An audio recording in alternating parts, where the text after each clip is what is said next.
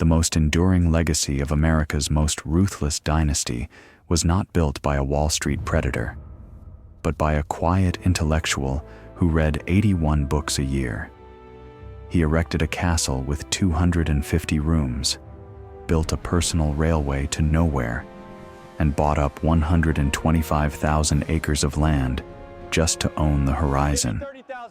To do this, he sold off part of the family empire, turning reliable stocks into stone and a dream. And believe me, this mechanism of transforming dirty money into eternal culture is still at work today. We will show how primordial capital, forged from monopolies and contempt for people, was purified in the crucible of one almost insane idea. But to understand how the family's black sheep was able to build this palace, you must first see how his grandfather, with just a single sentence, brought the entire city of New York to its knees. This is the largest private home in America. 250 rooms, carved from limestone and dreams, set against the backdrop of the timeless Blue Ridge Mountains. Today, people line up to get a touch of the Gilded Age. This facade is a symbol not just of wealth, but of a legacy that survived. A castle that stood firm where entire financial empires crumbled. But the story of its creation is not a hymn to power. It is a paradox. It wasn't built by an industrial titan, nor a stock market raider with a cold gaze.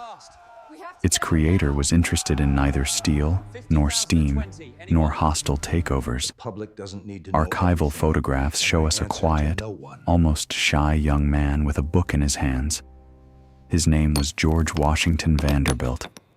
He was an anomaly in a lineage of titans. The Vanderbilts were a force of nature, a dynasty forged from cruelty and a brilliant grasp. They laid railroads, crushed competitors, and scorned public opinion. Their language was the language of profit. George Vanderbilt spoke 8 other languages, but he never mastered the language of Wall Street. In a family where everyone was a predator, he was a collector. He didn't build railroads. He read books. On average, 81 books a year. When his father, the richest man in the world, died, George, as the youngest son, received only the crumbs of his father's fortune. His older brothers inherited control of the empire. He was given a consolation prize, capital that was supposed to ensure him the life of an idle gentleman. But he had another plan, a plan his practical brothers would have considered madness. And here is the main question, the stone heart of this story. How did the black sheep of America's most ruthless financial dynasty, a man who received only a small fraction of its immense wealth, manage to create their most enduring, most famous, and ultimately, most sustainable legacy? So what did Biltmore become? The triumph of a visionary who proved that beauty is more durable than steel? Or the most expensive mistake in the clan's history, a magnificent monument to a dream that nearly consumed its creator? To understand Biltmore, you need to understand the money that built it. And this money had a smell, the smell of coal, sweat, and rusting steel. It wasn't earned, it was taken by force. It all started with one man, Cornelius Vanderbilt, the Commodore, George's grandfather. He was no aristocrat. He was an uneducated, cruel genius of primal force who started with a single ferry boat, borrowing $100 from his mother. His way of doing business was as simple as a punch to the face. He would slash prices, drive competitors to bankruptcy, and then buy up their fleets for pennies. When his business partners stole his transit business in Nicaragua, he didn't sue. He wrote them a short letter, which has gone down in the annals of American capitalism. Gentlemen, you have undertaken to swindle me. I don't judge you for it, but I'm coming to crush you. And he crushed them. He created a rival route and bankrupted his former partners, proving that his word was the law of the market. but the real empire was forged from steel. After the Civil War, the 70-year-old Commodore realized that the future was in railroads, and he decided to seize New York. His weapon was the only railway bridge leading into Manhattan. On a cold winter day in 1867, he simply closed it. The competitors' trains were stopped. The city, the financial heart of the nation, was under blockade. Panic erupted on Wall Street, and the stocks of rival companies plummeted. And as they fell, Vanderbilt's agents bought them up. In a few weeks, he brought the nation's most important city to its knees and seized control of its transport arteries. This wasn't commerce. This was war. His son William, George's father, inherited both the fortune and the philosophy. It was he who tossed the reporter the phrase that became the motto of the era, "The public be damned." And if the Commodore was a ruthless raider, William turned out to be a brilliant manager. In just 9 years, he doubled his father's fortune, turning $100 million into $200. This is the primordial capital of Biltmore, money forged from monopolies, hostile takeovers, and complete contempt for society. Every carved oak leaf on the manor's walls was paid for by a competitor's bankruptcy. Every stained glass window is a stock seized in a market war. Behind every acre of manicured parkland lies the shadow of a locomotive running on a captured railroad. But what happens when this money, born of contempt for beauty and society, falls into the hands of a man who values only those very things? The year is 1888. A young man stands on a hilltop in North Carolina. Around him is no idyllic landscape. This is land devastated by decades of rapacious logging, with poor farms clinging to depleted soil. The air here doesn't smell of prosperity, but of a struggle for survival. But George Vanderbilt doesn't see what is. He sees what will be. On this scarred hill, he doesn't see Appalachia. He sees the Loire Valley. This place is his answer, an answer to everything, to his family, whose love was measured in dividends, to the world, which saw him only as a shadow of his powerful father and brothers. If they build their empires from stocks and bonds, from assets that can turn to dust with a single strike of the stock market gong, then he would build his empire from stone and culture, an empire that could not be sold or taken over. To make such a statement, he needed a special language and a special translator. George hires Richard Morris Hunt. This isn't just the choice of an architect. It's the hiring of the royal architect of the American Gilded Age. Hunt built palaces for his brothers on Fifth Avenue. He was a master who knew how to transform the crude gold of industrialists into the refined architecture of the aristocracy. And the style they choose is no accident. It's a shot to the very heart of the American idea of new money, French Renaissance, the style of the chateaux of Chambord and Blois. This was a direct, almost audacious attempt to buy what the Vanderbilts never had and never could have: history. He, whose family was a symbol of new, aggressive capital, decided to wrap himself in the architecture of old, inherited greatness. Every spire, every gargoyle, every arch was meant to scream of a centuries-old legitimacy that simply didn't exist. It was the purchase of a pedigree, wholesale. From the very beginning, Biltmore wasn't a home, but a challenge, issued in the language of architecture. It wasn't designed for comfort. It was designed to declare its owner's right to a place in history, on par with European monarchs. It was a fortress built not against enemies, but against oblivion, against the reputation of his own family. He hired an architect capable of building for kings, and chose a style worthy of them. But he was going to erect his own Versailles on land that looked more like a battlefield after a defeat. And before laying the first stone, he first had to convince a genius who, upon seeing this land, would be horrified. To turn land into art, George Vanderbilt turned to a man whose name was synonymous with the word park. Frederick Olmsted, the creator of Central Park in New York, the emerald heart of the concrete jungle. A man who didn't just plant trees, he crafted landscapes that shaped the soul of a nation. George Vanderbilt could offer him any amount of money, and he did. But Olmsted was a man who couldn't simply be bought.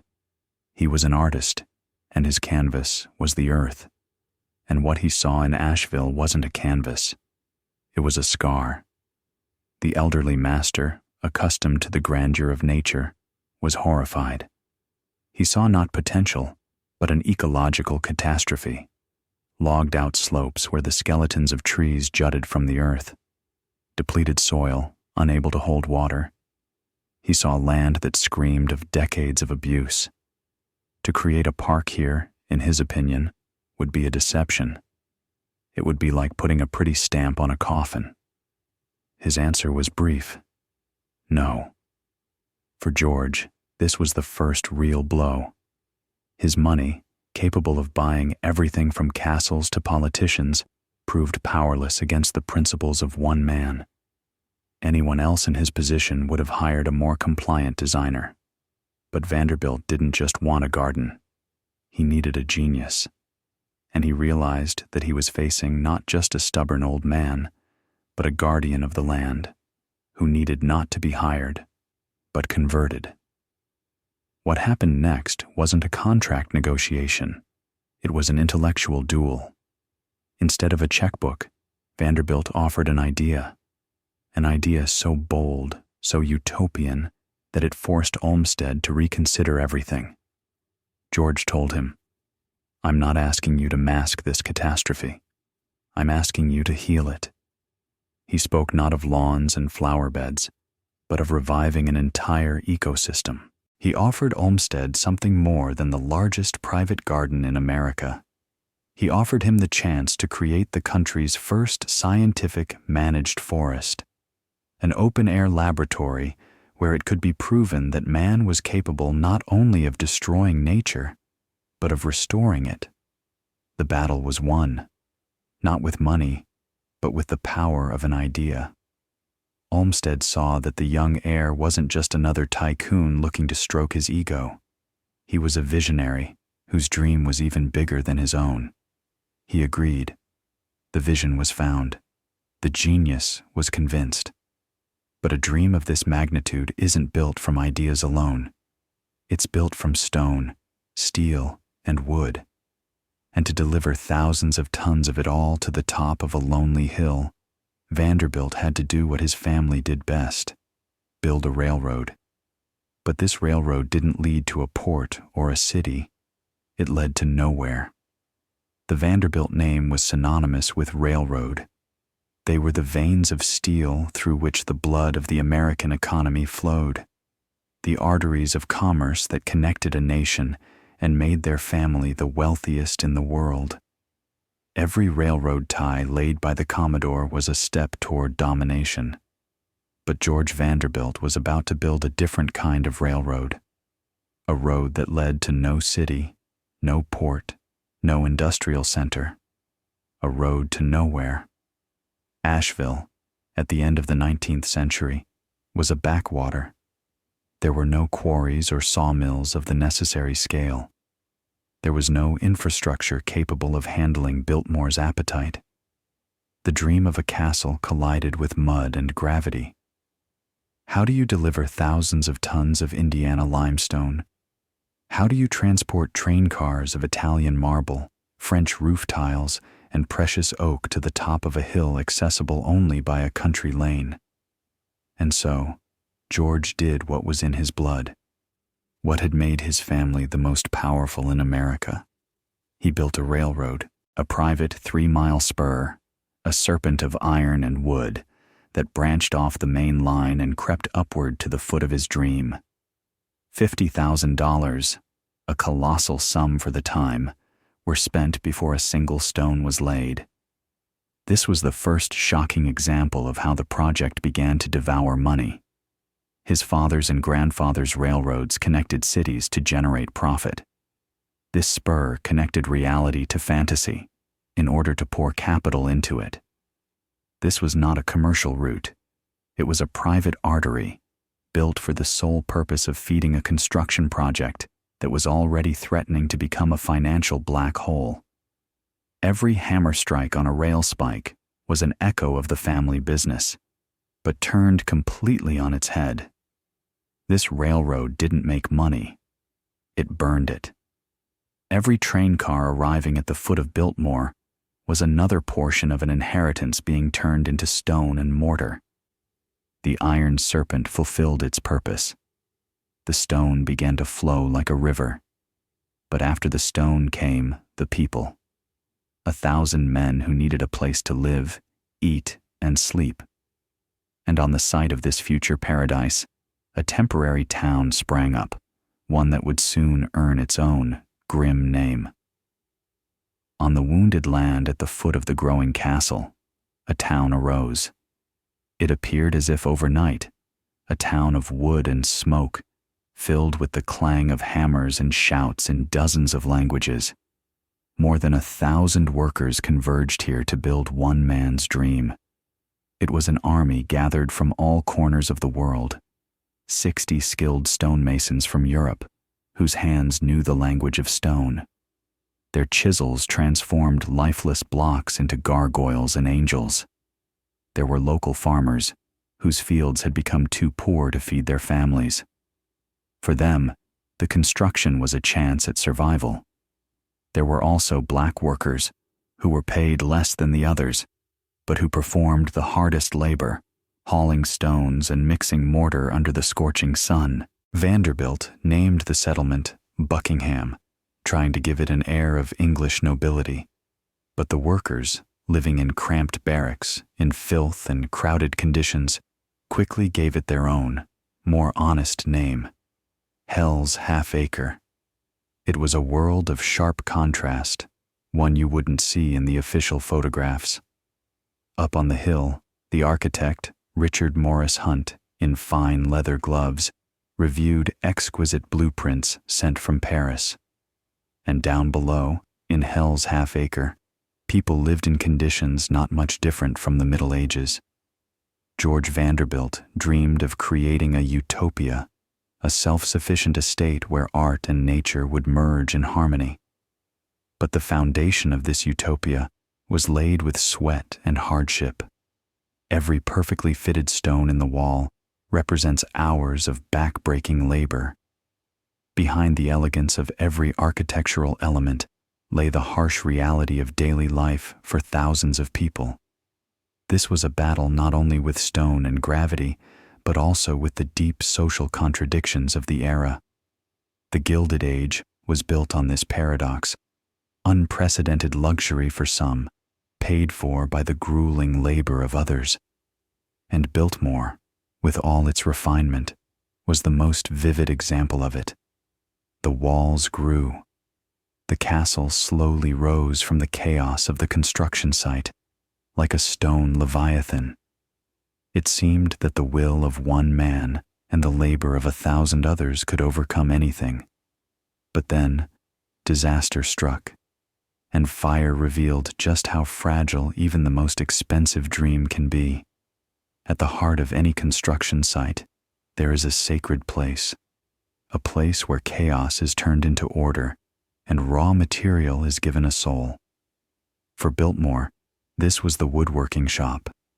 Here, under the hands of masters, silent logs of walnut, oak, and cherry learned to speak the language of the Renaissance. The smell of fresh shavings mingled with the quiet whisper of a plane and the rhythmic tap of a chisel. This was where the carved panels, balustrades, and fireplace mantels, the inner voice of the future castle, were born. The fire came at night, without warning, a red beast unleashed in a kingdom of wood. It devoured more than just material. It devoured time. Months, perhaps years, of meticulous labor invested in every detail.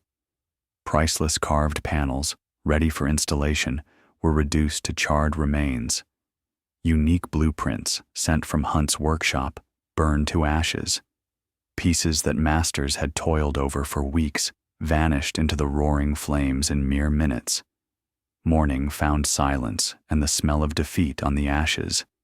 This was a moment of truth, a moment when any reasonable investor, any pragmatic businessman, any other Vanderbilt, would have stopped.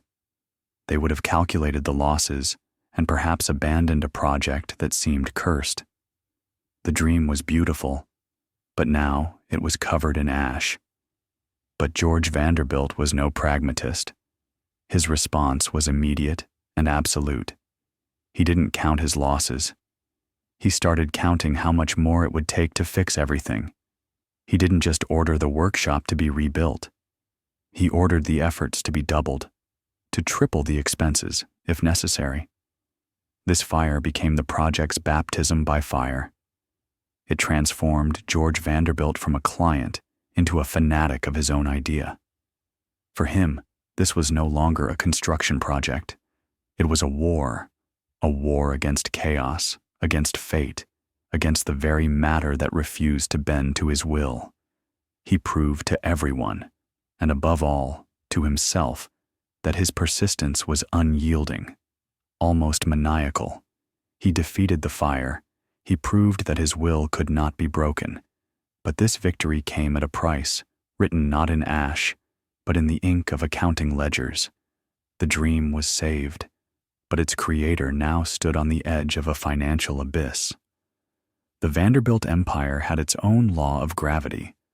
Money attracted money. Capital had to grow, conquer, dominate. Stocks generated dividends, and dividends bought new stocks. It was the perpetual motion machine of Wall Street, started by the Commodore himself. George Vanderbilt broke this law. He created his own financial universe where everything worked in reverse. His Biltmore didn't attract money. It consumed it. His annual income from his father's trust was colossal by an ordinary person's standards, about $500,000. But for Biltmore, this was mere crumbs. The construction devoured this money with a predator's appetite, and then demanded more. The bills for stone, wood, labor, for that very railroad to nowhere, they flowed in an endless stream, turning from drops into a flood. Very soon, George found himself on the verge of exhausting his capital. He faced a choice that would have been unthinkable for any other Vanderbilt: either give up his dream or start devouring the empire to feed it. He chose the latter. It was a quiet, desperate sell-off. He began to sell assets inherited from his father. Securities that were meant to secure his future were burned in the furnace of the present. The most painful blow was the sale of his luxurious mansion on Fifth Avenue in New York. That house, a symbol of his status, was sacrificed for another, yet unborn symbol. He was literally dismantling one part of the family empire to build his own. For his brothers, Cornelius and William, this wasn't just a bad investment. It was sacrilege. They, who managed the railroad empire, looked upon their younger brother with horror and contempt. He wasn't growing the capital. He was squandering it. He was turning solid, reliable assets into stone and lime on a distant hill in Carolina. In their eyes, he was not a visionary, but a mad spendthrift who was disgracing the Vanderbilt name. This was his personal war, an invisible war against financial logic, against his family's expectations, against the very essence of the empire that had given him the means. Every stone laid in the walls of Biltmore was paid for with a piece of his souled heritage. He was cannibalizing his past to build his future. And no one, not even he himself, knew if anything would be left when the construction was finally finished. To understand the soul of a house, you must find its heart. In the mansions of the Gilded Age, the heart was always the ballroom, a vast, light-filled space created for a single purpose: display. A display of wealth, power, and social status. It was an arena where deals and marriages were made, where jewels and heiresses were put on show. But at Biltmore, everything was different. Passing through the Winter Garden, beyond the Tapestry Gallery, a guest would not find themselves on a dance floor. They entered a sanctuary, the library, a 2-story space, reaching upwards like a Gothic cathedral. The walls, from floor to ceiling, were not made of stone or silk, but of books. 23,000 volumes, each personally selected by the owner. This was not just interior decoration, not a collection for prestige. This was a portrait of George Vanderbilt's soul. Here, on the shelves, stood his real treasures, his true family, philosophers, poets, historians. He spoke 8 languages, and his library responded to him in all of them. This space declared its owner's priorities louder than any ballroom. He didn't build this castle to impress society. He built it to take refuge from it. And in this sanctuary, there was a secret, a key that unlocked the true purpose of the entire house. Behind one of the bookshelves on the upper level was a hidden door, an inconspicuous passage leading through a short corridor directly into the master's bedroom. This secret passage is the most important detail in the entire house.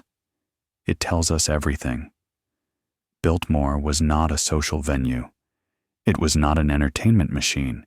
It was a personal refuge, a fortress built for a single introvert, a vast, magnificent shell, the most expensive in the world, designed to protect him from the loud, aggressive world of his own family. The entire grand facade, all this demonstration of European grandeur, was just an outer shell. And at the center, in the very heart of the house, was a quiet reading room, connected by a secret passage to the room where its owner could finally be alone. He built this palace with the money of America's most extroverted dynasty, not to welcome the world, but to shut it out. From the outside, Biltmore was a skillful disguise. It pretended to be a 16th-century castle, slumbering in the Appalachian Mountains. Its stone facade, its spires and gargoyles, it was all a masterful performance, designed to transport the viewer into the past. But behind this Renaissance shell beat a heart from the future. George Vanderbilt was not just a dreamer in love with antiquity.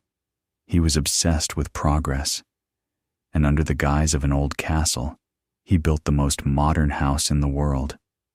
It was a technological marvel, a machine for living, decades ahead of its time.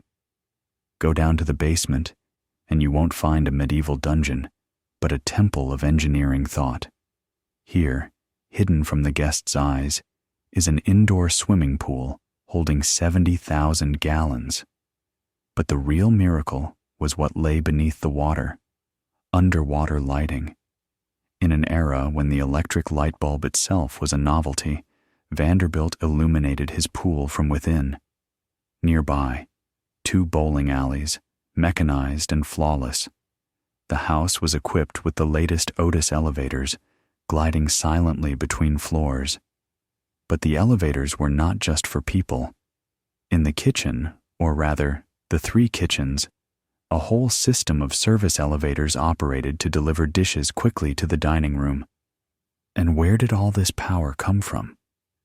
Vanderbilt didn't connect to Asheville's modest power grid. He built his own power plant. His house was fully electrified when electricity in most American cities was a luxury available only in a few central districts.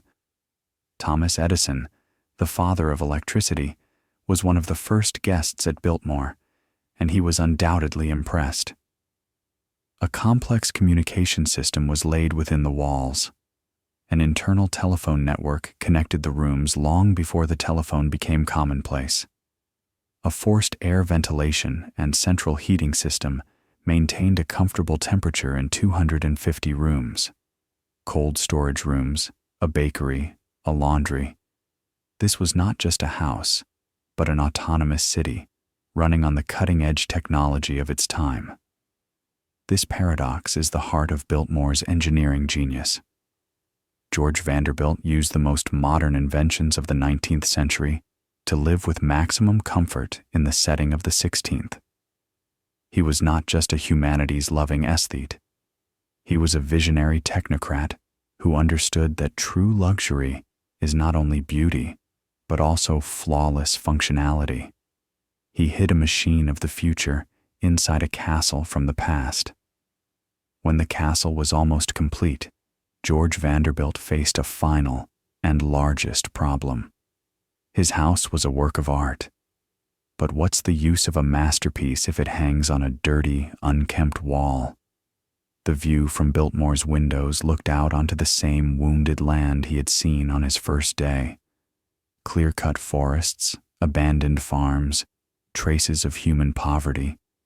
His dream could not exist within such a frame. It demanded a perfect backdrop, and Vanderbilt made a decision that, in its scale, surpassed even the construction of the house itself. He decided to buy the horizon. This was not a metaphor. It was a business plan. He hired agents and gave them a simple directive: buy everything visible from the castle windows. Everything. Every acre. Every hill. Every valley. A quiet, methodical acquisition of land began, unprecedented in America's private history. His agents fanned out across the region, buying up hundreds of small farms, plots of 20, 30, 50 acres.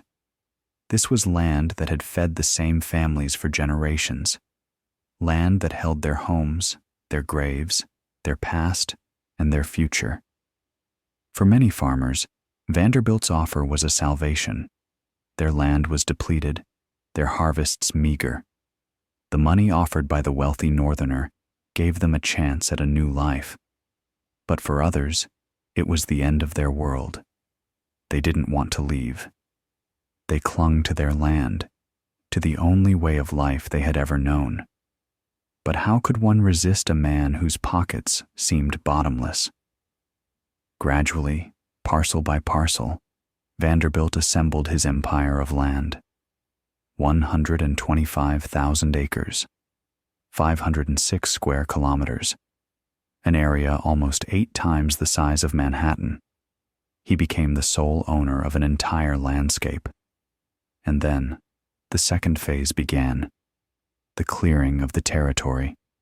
Old farmhouses were demolished, fences were removed, fields were plowed over. In their place, under the direction of the brilliant Olmsted, a new, perfect world was born. A man-made forest, planted according to scientific principles. Meadows designed to perfectly frame the mountain views. Rivers whose courses were altered to create picturesque curves. This was the hidden, quiet price for the idyllic landscape. The creation of this paradise required the destruction of an old world. Behind every tree in Biltmore's perfect forest stands the shadow of a farmhouse that was torn down. Behind every flawless view from a window is the story of a family that was forced to leave. George Vanderbilt bought himself a perfect view. He became the master of the horizon. But this beauty, like the beauty of the castle itself, was not paid for with money alone. It was paid for with other people's memories. Christmas Eve, 1895, after 6 years of a relentless battle with stone, dirt, and numbers, Biltmore is finally ready to receive its creator. The estate is officially open. Outside, it's a cold December night. Inside, in the enormous banquet hall, a fire roars in a fireplace as tall as a 3-story house. On a gigantic Christmas tree, delivered here on that very same railroad, hundreds of candles flicker. The air is filled with music, laughter, the scent of pine needles, and expensive perfume. George Vanderbilt's family and closest friends have gathered to celebrate the birth of this marvel. On this evening, everything looks like an absolute triumph. A dream has become reality. A mad idea has been embodied in 250 rooms of stone and splendor. George, a quiet introvert, stands at the center of his creation, accepting congratulations. He has done what no one believed in, not even his own family. He has proven that his vision was stronger than their pragmatism. It seems the battle is won. The war is over. But if you look closer, you can see thin, barely perceptible cracks in this facade of triumph. Construction isn't finished yet. In the far wings of the house, the sound of hammers can still be heard. Carpenters and decorators are still at work. Not all the rooms are ready. The guests are housed in only a part of the home, and the host himself. In photographs from that evening, George Vanderbilt looks less like a triumphant victor and more like a man exhausted to his core. His eyes hold not joy, but a deep, almost infinite fatigue. He stands in the middle of his realized dream, but he already understands its true cost. This celebration is just a brief respite. Tomorrow morning, the workers will return. The postman will bring new bills, each one a reminder of the financial abyss on the edge of which he is balancing. He has reached his goal. He has opened his home. But the price was higher than he could have ever imagined. This Christmas was not the end of the story, but merely the beginning of a new, even more complex chapter. He had built his fortress, but he failed to consider that the main threat would come not from the outside, but from within, from the very essence of this gigantic, money-devouring mechanism. The estate would never be truly finished in his lifetime. The battle for Biltmore was just beginning.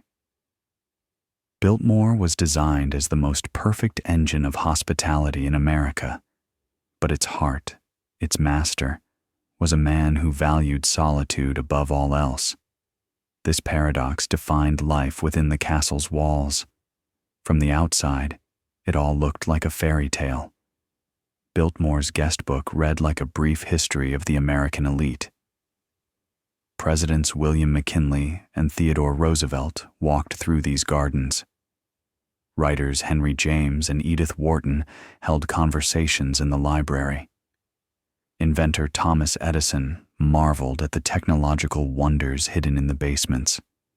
This was the stage upon which American history was played out, and behind the scenes was an army of 80 servants, footmen, maids, cooks, grooms, gardeners, an entire village whose sole purpose was to maintain the flawless operation of this gigantic machine. Every impeccably served dinner was the result of an invisible battle in the kitchen. Every perfectly made bed was the outcome of many hours of labor. The house lived its own complex life, governed by a strict schedule and protocol.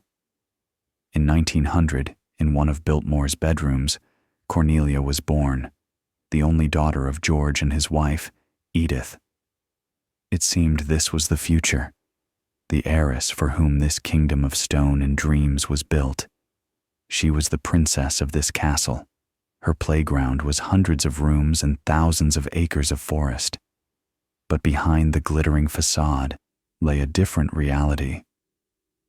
George remained an introvert, finding solace not in noisy receptions, but in the silence of his library, and the upkeep of the house had turned into a constant, grueling headache, a financial hydra where for every severed head, a bill, 2 more grew in its place. The truest verdict on this place was delivered by the very person for whom it was created, Cornelia. She, who grew up in this paradise, surrounded by beauty and limitless possibilities, eventually left Biltmore forever. After divorcing her husband, she moved to Europe, changed her name, and severed almost all ties with her family and her past. Her act is the most powerful and silent commentary on her father's legacy. What did she see within these walls that the enthusiastic guests did not? Was this estate a happy family nest? Or a beautiful but cold, gilded cage from which the only salvation was escape? For George Vanderbilt, the financial universe was held together by one unshakable law: passive income from his father's trust. It was a stream of money that, though with difficulty, fed Biltmore's insatiable appetite. His entire life, his entire dream, was built on this predictable, guaranteed system. And then the system collapsed.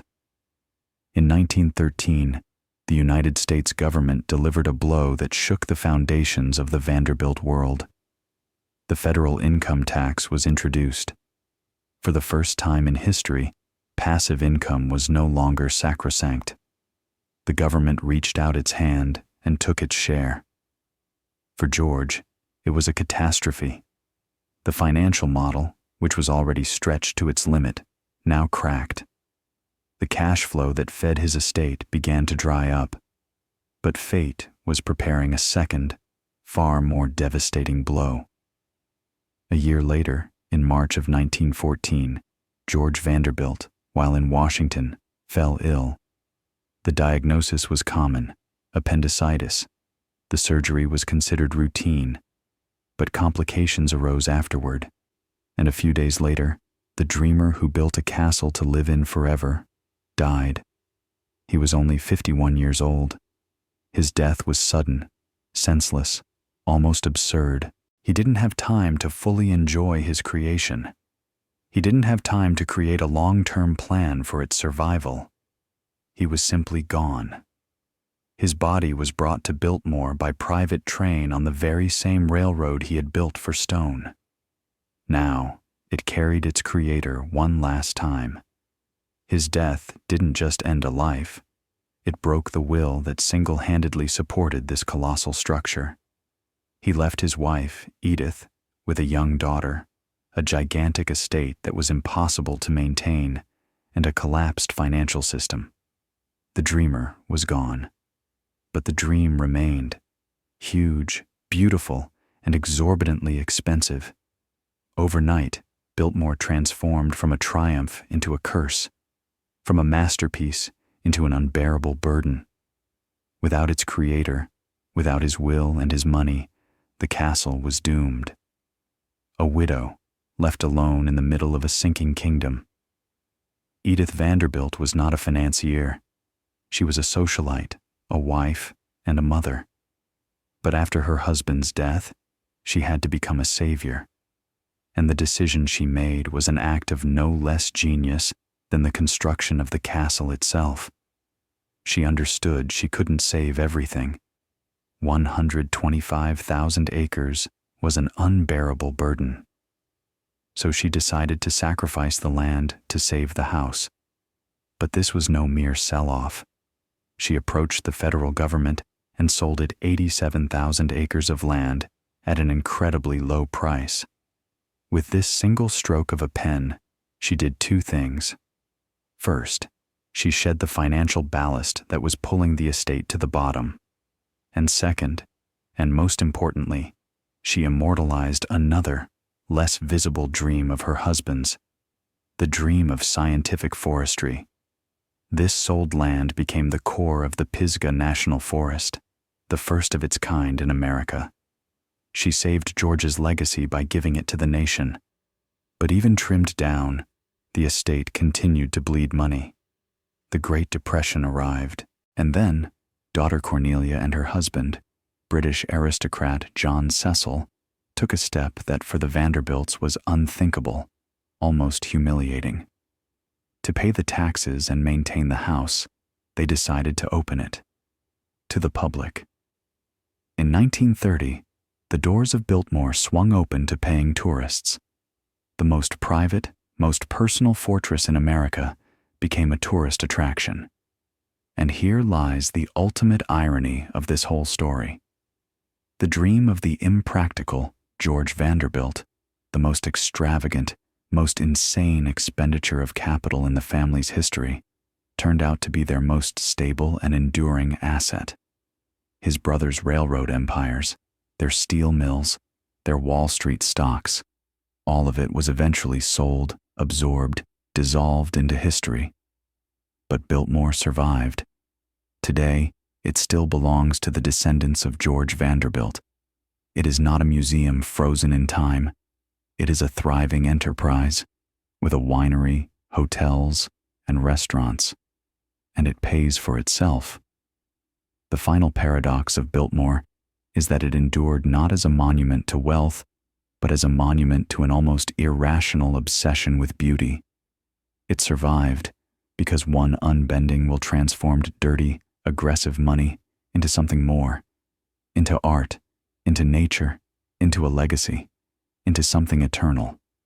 And so, the circle closes.